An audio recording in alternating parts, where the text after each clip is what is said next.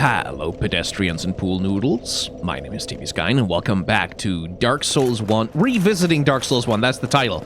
It's the title of the series, I remember it now. And welcome back to Anor Londo, where I have, as you can see, finally obtained the weapon that I have wanted this entire playthrough. The Silver Straight Sword. And in addition, I also have got the Silver Straight Sword up to +5. Which means that, like, with my apologies, I have cleared quite a bit of Anor Londo already because I needed to go get to the giant smith, whomst helps you forge your weapons up to a certain quality. I've also been practicing parrying, which I presume I'm gonna immediately now... No, there we go. Forget how to do, and I've gotten a little better at it. The Bloodborne practice really has paid off with these guys. Anyway...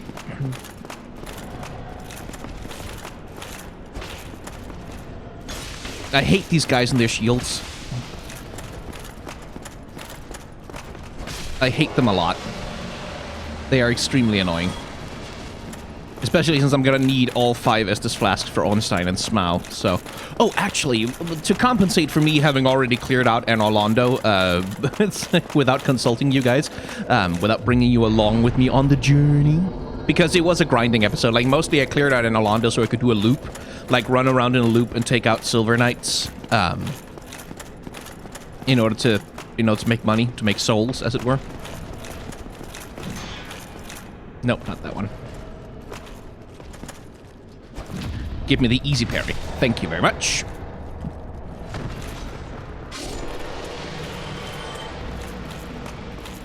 But we can take a loop around. I'll show off the place. And by the way, one thing I really do like about Anor Londo, the double helix staircase, because that's such a clever little reference. So the double helix staircase is I believe it's a Renaissance invention, which is attributed to, some people attribute it to Leonardo da Vinci, but he's not really the one who invented it.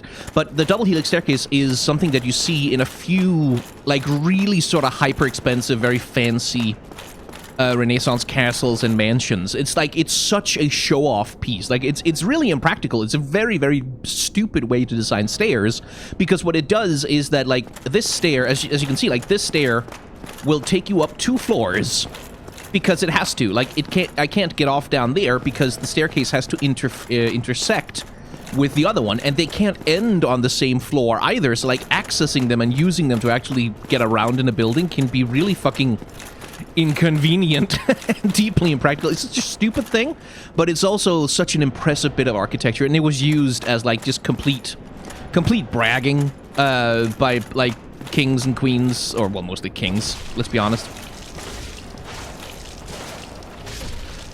who just used it, like, to show off, we're so wealthy and we're so fancy, and Renaissance art and science and culture, enlightenment, eventually, that kind of thing. Very tedious, very annoying, but it's such a good touch in Anor Londo because, again, it's so ostentatious. Like, it's such a useless bit of bragging, such a useless bit of showing off wealth, that it fits. Like, it fits. Oh, shit, right, there's 2 in here. I'm dead. Yeah. I forgot there's 2. I forgot there's 2 of them. This is why I shouldn't try and talk while I'm navigating a dangerous place. I really need more vitality. That's the next thing I'm investing in. But it's such a fantastic bit of just bragging. Like, just complete show-off architecture that's functionally useless in a lot of ways. Which is why I love it as a detail for Anor Londo. Like, I really like it as an inclusion. Because it is that kind of opulence that Gwyn and, like, his regime is all about. Self-indulgent, like, overconfident, arrogant.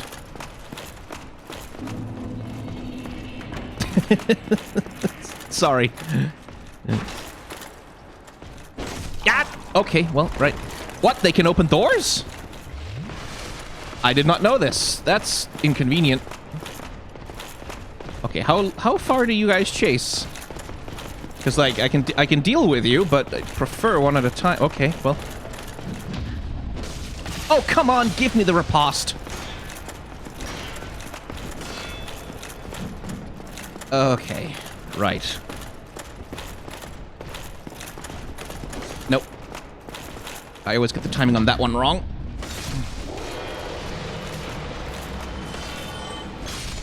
There we go. Ugh. Jerks. It wasn't even where I meant to go. I wanted to go in here. And then we have the picture. Of course, imminent amazing chest.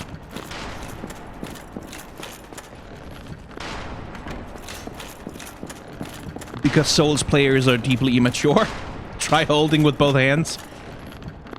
I mean, it is like, which is the point, which is what we discussed in the boss designs of Dark Souls. Like Guinevere, and we'll talk about that more when we get to her.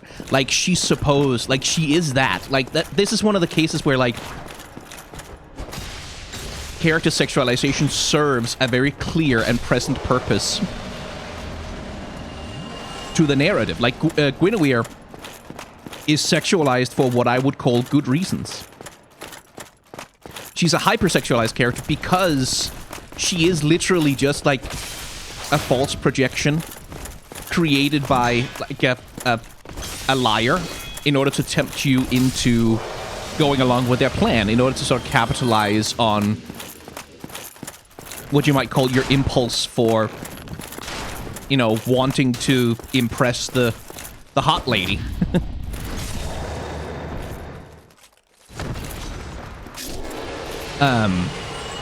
So, like, I really, really like Guinevere's character design in that sense. That's also one of the reasons why I like Gwyndolin, and we'll talk about him more once we actually fight him.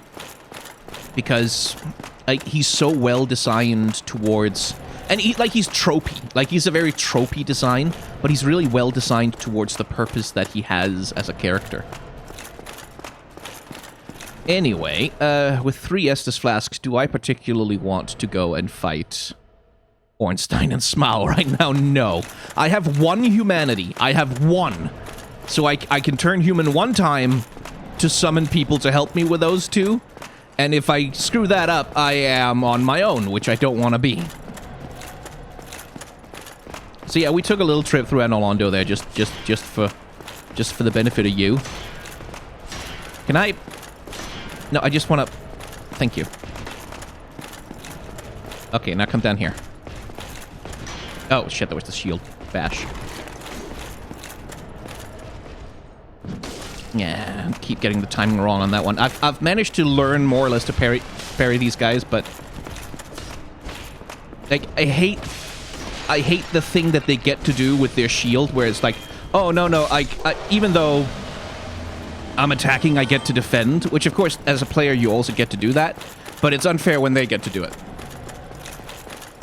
That's not fair. That's bullshit. Like, when I get to do it, that's okay and cool, and it's an intended game mechanic, but when they get to do it, it's unfair and stupid. Anyway, hello. There we go. Gotcha. Just want to level up enough to spend a level, so I don't run around with 15,000 souls on me. Could you get over here?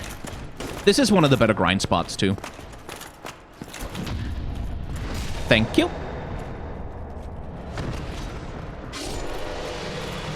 And once I kill those 2 in there, I should have enough for a level up. Yeah! There we go. I'm remembering.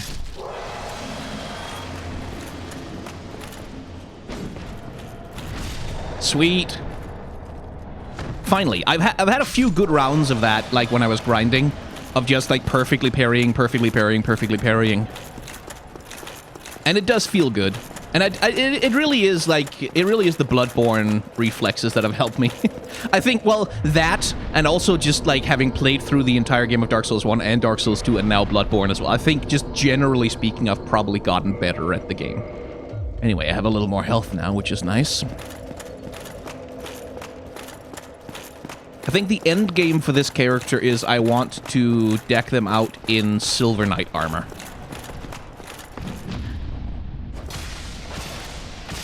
Which is going to take a war to gather all the Twinkling Titanite to upgrade that shit.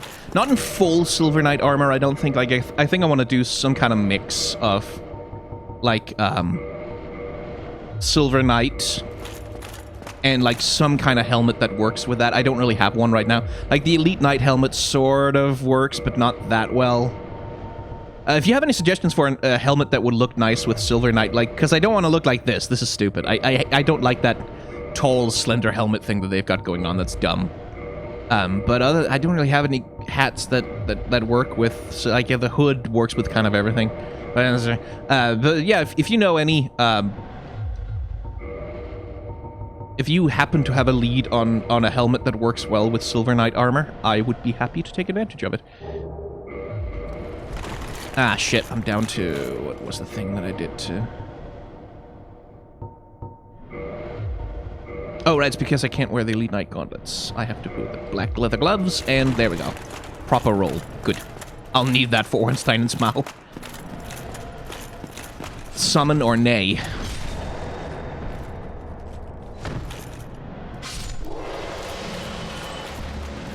La-da-da-dee. La-da-da-da. How do I want to do this? How do I want to do this? I think maybe I want to try and kill Smough and then take on Ornstein. I think. Okay. Hi, you. Would you like to come over here, please?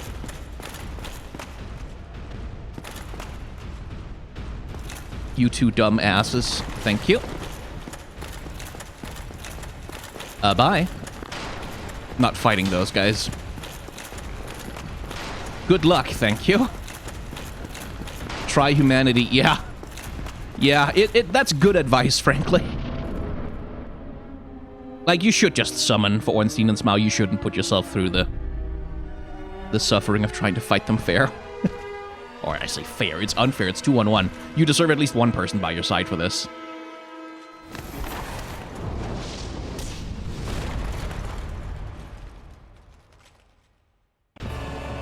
Okay.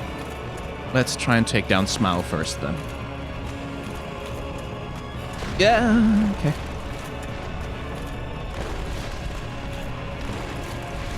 Yeah, no, there's no way. Okay. Heal.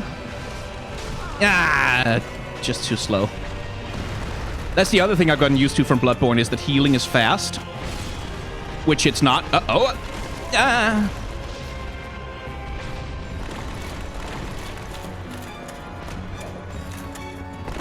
Ah, that was a pillar. I didn't realize that there was a wall behind me there. I thought I could go around the pillar. Couldn't go around the pillar. Okay, let's try a couple of times, because that was off to a bad start immediately.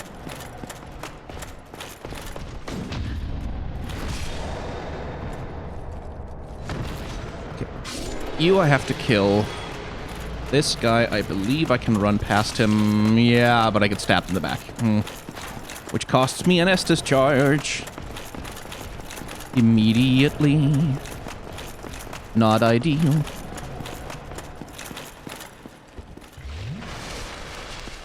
He's still following me, Jesus. Piss off.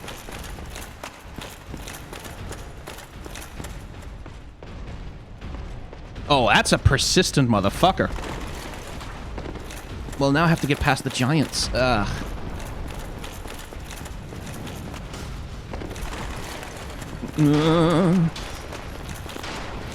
Yeah, shut up, fuck off.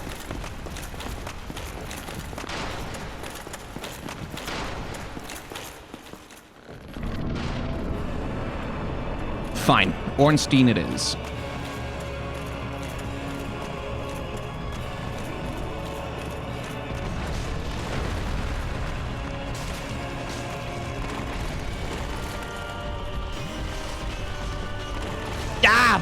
Piss off with that hammer. Fuck off!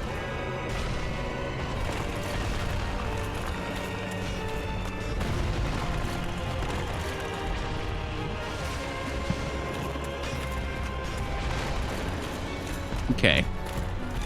Ornstein, could you come over here, please? Like where your stupid friend can't get us. Get in the way.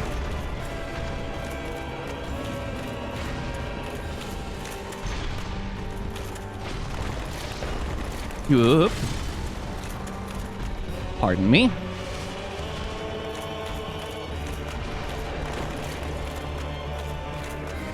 Yes, no! He's still too close. Get over... You're supposed to be fast, you piece of shit. Get over here. Come on. Do your little dash. Thank you. Yeah.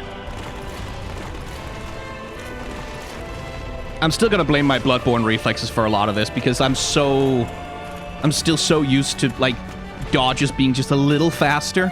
Like, being locked out of dodging a little less time. If I can get Ornstein down, I'm pretty confident I can deal with Smough, because he's like not that hard to exploit. Oh, I don't have any more Estus. That's a problem. Okay, no, actually, I can't. I'm dead. I'm super dead. I could use humanity to heal, but that would be a bad idea. Because then I can't summon. Hey! Okay, I'll take the win. I'll take the win that I I beat Ornstein. I got him. I got him. That's a win. I'll take it. Okay, fair enough. Hey, if someone would like to beat the boss and give me, like, there's that mechanic where, like, sometimes before you beat the boss, you can just randomly get humanity in an area. Sure, wouldn't mind some of that. But, oh well. That's what I get for spending all of my humanity on the maiden so early. Now watch me get invaded and killed. Alright. Enough pride.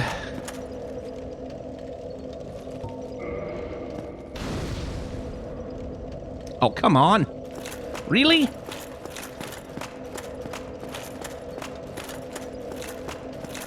Can't be serious. Because there's not going to be any summoning signs close to the door, because that's where all the fucking giants are. Look, I kind of need the help. I kind of need the help here.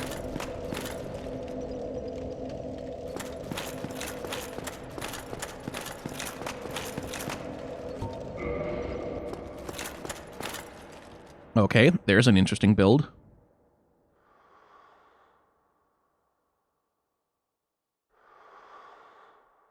I mean, we can summon Solaire as well, I guess. He's a good tank. Like, he's a nice meat shield.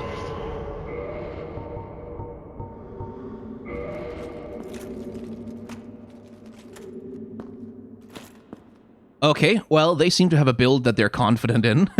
So, okay.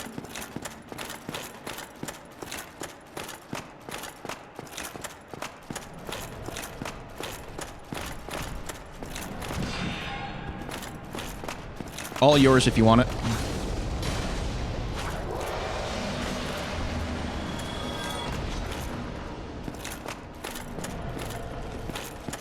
The Smough hat. There we go. Nicely done. Just ignore that one, we don't care. La la la.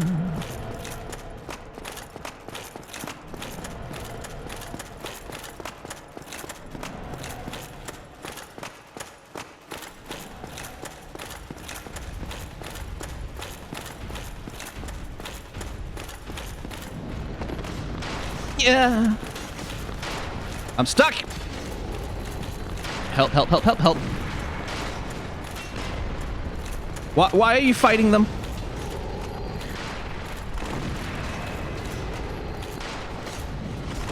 Okay, well, that's inconvenient.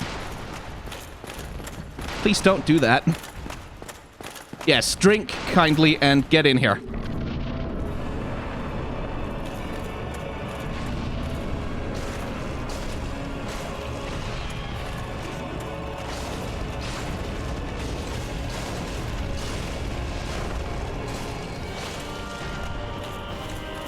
Okay, well, we've absolutely wrecked Ornstein. Well, we've absolutely wrecked Ornstein. Well, we've absolutely wrecked Ornstein. Well, we've absolutely wrecked Ornstein. Well, we've absolutely wrecked Ornstein. Well, we've absolutely wrecked Ornstein.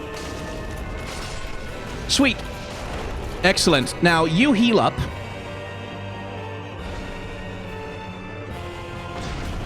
I need to watch that cutscene. I need it for footage.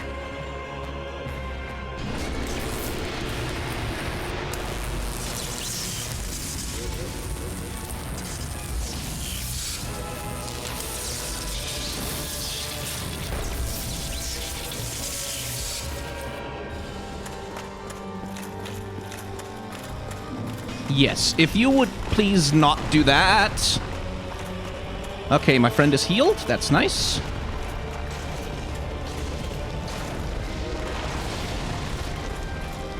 And I'm not dead.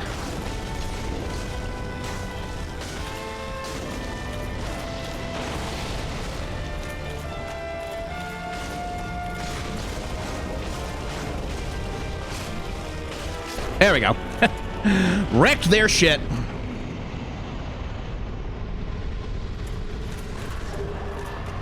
And I got myself another humanity, which is lovely.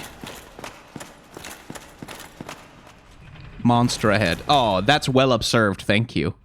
But yeah, we have Gwyn, Lord of Sunlight. We have Guinevere, his daughter. And then we have... Huh. Well, isn't that a conspicuously empty statue plinth? Upon which there should have been a third someone. Huh. Huh. I wonder if this is a hint or a clue of some kind, that there might be some as yet unnamed secret third royal somewhere in Anor Londo. I just, Hey, good job. I wonder. I'm just curious. I'm just wondering. I'm just thinking, like, maybe that's a thing that the game is trying to communicate to us, is that's a thing that could be possible. Amazing chest ahead. Try holding. Yeah, there we go. The classics. The classics. All I wanna do is see you turn into a giant woman. A giant woman. Thou hast journeyed far and overcome much, chosen undead. Come hither, child. All I wanna be is someone who gets to see a giant woman. Try stabbing in the back. Solid advice for this one. Chest ahead. Yeah, I know. Jesus. But Guinevere is that. Like, this is the thing, is like, when I talk about character design, when I talk about, like, sexualization being a bad thing, it's because the sexualization doesn't serve the character. Like, it doesn't do anything to enhance their story. It doesn't do anything to tell us about who they are, or the world that they live in, or the kind of story that they're going through, or like how to engage with them, or how they think of themselves, or how they identify. Like, it doesn't tell us anything, any useful information. It's just there to be eye candy. It's just there to be nice to look at, and that can, at best, just be a thing that you ignore, but that doesn't contribute anything. But at worst, it becomes distracting. It becomes a problem, where you have a character who, like, yeah, I'm a hard-bitten, dangerous warrior who has lived their entire life without any emotional connection to anyone, and, like, no interest in other human beings, and only care about survival. And then the way they dress suggests that they are going to some sort of sexy Victorian Halloween party, like some kind of eyes wide shut Halloween Victorian-themed orgy or whatever, like with titties out and like these elaborate dresses, things like that's when character appeal becomes too much. And like gacha games especially, and like a lot of anime inspired shit, is really guilty of that aesthetic of design, where so much of the space in the character's design is taken up with just making them nice to look at, making them cool, making them appealing, that opportunities to do storytelling are just completely thrown on the ground and wasted in favor of just making them appealing in some way or another. But that's not the case with Guinevere, because she is literally an illusion. She's literally created specifically for the purpose of being appealing. She's specifically created for the purpose of, air quotes, seducing you, of deceiving you into a false reverence, of enticing you, of making you think, oh, the hot lady with the big titties there in the white dress symbolizing purity, and she's huge, which, like, again, she's huge because she's powerful, or she's supposed to be powerful. She symbolizes power. She stands in for the power of the god. She's this enormous, overwhelming presence, but who's also not threatening. Like, and that's the thing Dark Souls does a lot in its character design. It uses size as a means to make the player, in the most literal way, to make the player feel small. Every single boss in the game, every single one, with no exceptions, is bigger than you. Because you are always supposed to be the underdog, and if you're bigger than the thing you're fighting, it's going to be hard to give the player that feeling. Guinevere is doing the exact same thing. She's huge. She's an overwhelming presence, but she's not a threatening one. She's an inviting one. Like, there is that completely just stupid, like, just the most ridiculous boob window you have ever seen in your life. Like, what the fuck kind of, like, what's this even supposed to be, this dress, right? But it's there because, well, yeah, because she's meant to be inviting. Like, whether as a sexual attraction, like, clearly, or as, like, a come hither and like, rest yourself in my loving bosom kind of sort of a mommy thing, like, where she's supposed to be sort of inviting and soft. And that's the other thing about Guinevere. Like, when you look at her character design, everything about her is soft and round. Like, there's not a straight line on this lady. Everything about her is curved. Everything about her is rounded. Everything about her is soft and sort of pleasant looking. She's 100% designed to be what she doesn't have, for example, is, if you think of Gwyndolin, he has that spiky crown. Like, he has a lot of, like, very straight, sort of very sharp lines in his character design. And the same thing goes for Gwyn. Like, he has the crown. Like, there's a lot of spikes. There's a more imposing, threatening visual symbology of this thing can do damage. This thing is dangerous. This thing is powerful. Guinevere doesn't have that. She's just all round, all curves, all just kind of pleasant. She's like a human beanbag chair, basically. Like, it's that kind of shape language where you just kind of want to sink into it and like relax into it and be seduced and be comforted by it. Like, that's what the design is supposed to do. And from that perspective, Guinevere is a really, really good sexualized character design, because the way that she's designed tells you something about how you're meant to perceive her, right? And then the deception is eventually revealed. But if Guinevere had been real, like, assume that Guinevere is not an illusion, assume that she's telling the truth, and that it's not Gwyndolin projecting an illusion. Even if she was real, even if this was not a deception, that would still be a good way to character design her. Like, if she's supposed to be this benevolent, sort of inviting, welcoming goddess, that's still a solid character design for that purpose. Like, maybe there I'd be a little bit more, like, maybe the sexualization wouldn't be as needed as it is when she's a seductive character, but, like, it would still work.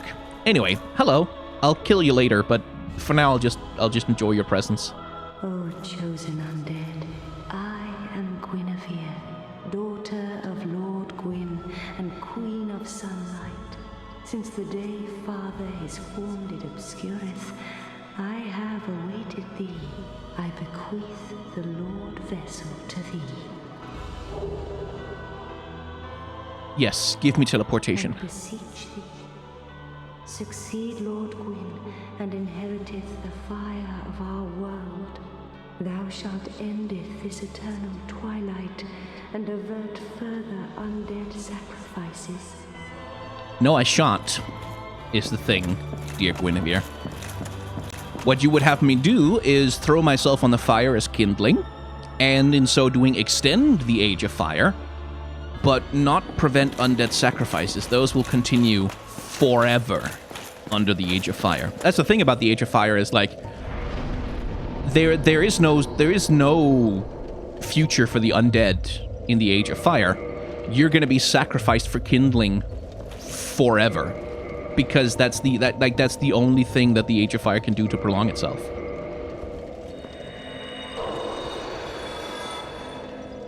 And that's the primary lie that she tells you, is like, thou shalt preventeth further undead sacrifices. Like, nah, bullshit. Bullshit.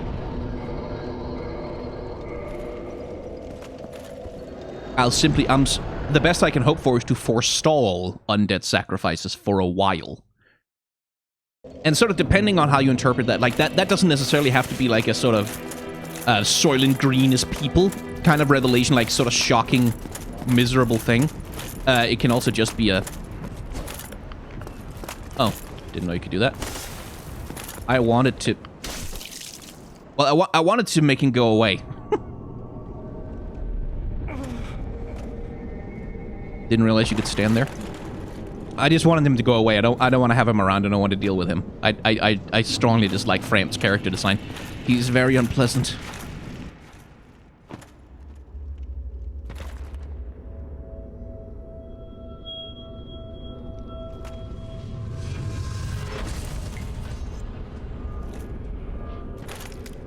But yeah, it doesn't have to be a sort of Soylent Green is people horrifying revelation that the gods are lying to you. It can also, like, you can also take it as...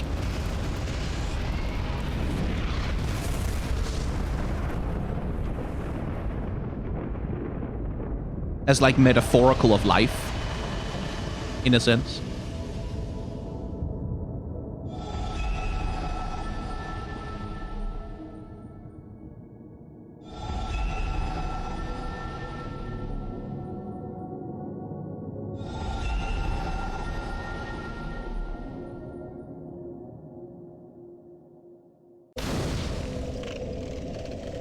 Because in life, and I mean, we'll talk more about that.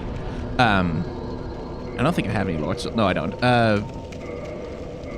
Because the thing about life is, like, life sucks and then you die, right? Like, when you can see the journey to link the fire and succeed Lord Gwyn as a classic Chosen One narrative. But specifically, instead of a Chosen One narrative that's sort of triumphal in transcendence, but a Chosen One narrative that's about accepting fate.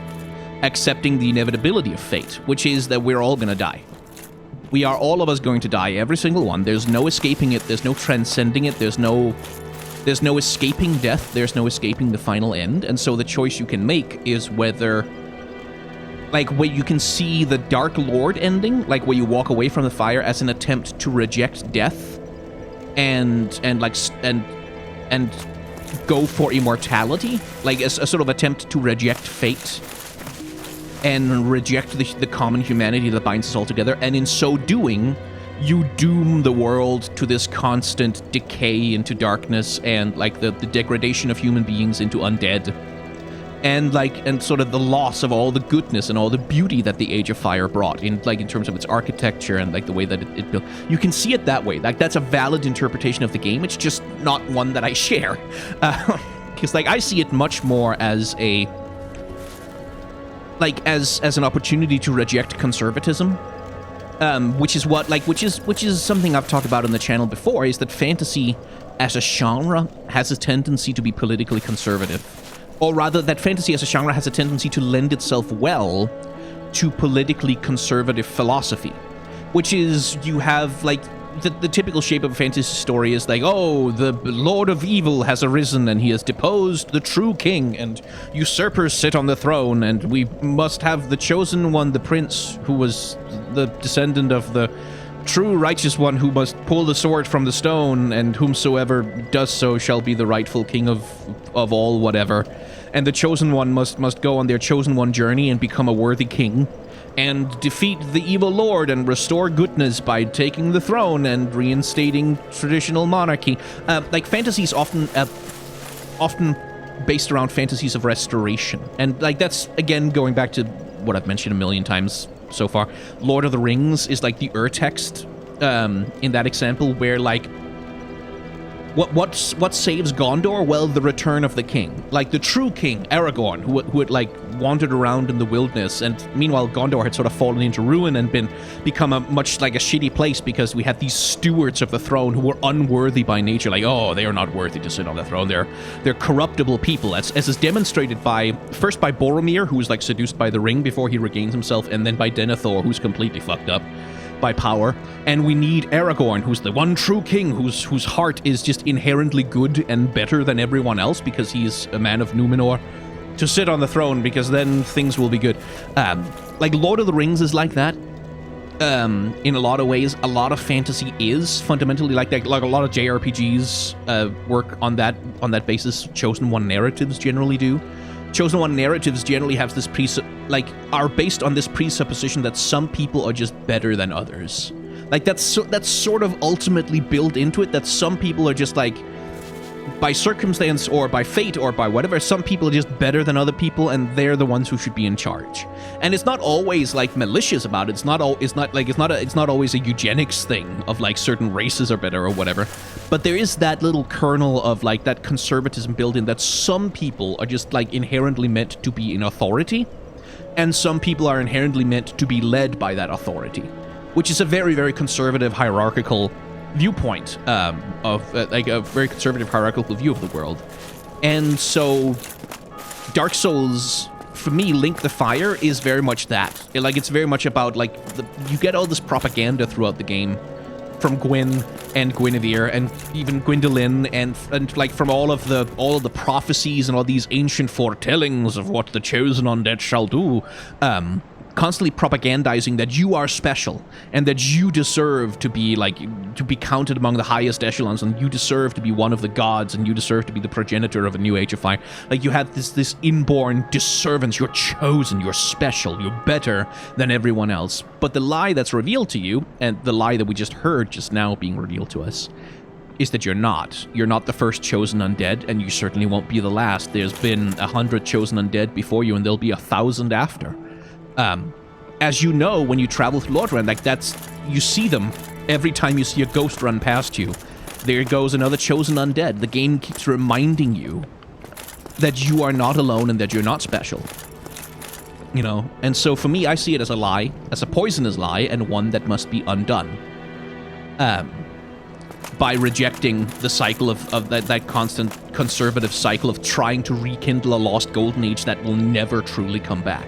Because the Lord Souls they're done. Like, I can go and grab the little remnants of Lord Souls that, like, Nito and Seath and the Four Lords have sort of squirreled away. I can go grab the remnants of that, like those embers and shit, and sort of kind of kickstart the Age of Fire back to life, but it's gonna fade again, because that's the thing about fire, is that it burns through its fuel. And so that we're just going to end up in the same situation again, and nothing changes. Again, conservative. It's about preserving what exists rather than building something new. Anyway, that was a long ramble without any gameplay to back it up. But I think having kicked the asses of Ornstein and Smough eventually with a little help from my friends, or my friend, as it were, it's probably a good place to call an episode then. A little shorter than usual, but I don't mind that, because the next place I'm intending to go is the Catacombs, and that's going to take a while to get through. So, if you've enjoyed hanging out in the world of Dark Souls with me, you can hit the like, comment, and subscribe buttons down below. You can also become a member of the channel, which will give you early access to episodes of various things. Probably not Dark Souls, because like I don't really upload those episodes ahead of time. I don't really have a schedule for those. But if you want to watch some Skyward Sword episodes, there's some Pokemon Nuzlocke Challenge, or some of the other stuff I've got going on, membership will let you get early access to that, and helps me pay the editors who helps me with some of the series on this channel. I also have a Patreon, merchandise store, tip jar, etc. You probably know the drill. Blah, blah, monetization. You know, it helps me pay my rent and stuff. But if you don't want to do any of that, you absolutely do not have to. Thank you very much for watching. Remember to wear a mask and wash your hands. Take vaccines. Just take them. Just take vaccines. Don't get sick. Being sick is bad. And try to act with solidarity towards those who are worse off than yourself.